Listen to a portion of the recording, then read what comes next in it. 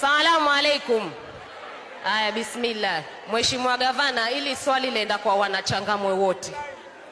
Kwanza, kutoka kwa Mheshimiwa Omar Mwinyi ofisini mpaka kwa fire ni 10 steps. Kama kuna kijana yafanya fire, enua mkono. Kutoka kwa ofisi ya Omar Mwinyi mpaka Kengen ni shilingi 20. Kama kuna kijana yafanya Kengen, enua mkono. Kutoka ofisi ya Omar Mwinyi mpaka poti ni 20 bob. Kama kuna kijana hapa yafanya poti, enua mkono.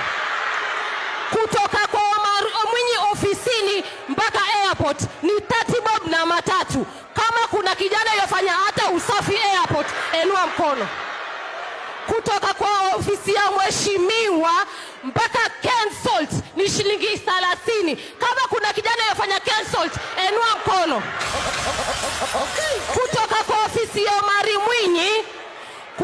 kwa ofisi ya Omar Mwinyi, pale ofisini, kutoka hapo mpaka Makadara hospitali ndogo ni bure ama wenda na shilingi ama 50. Kama kuna kijana yafanya Makadara hata usafi, enua mkono.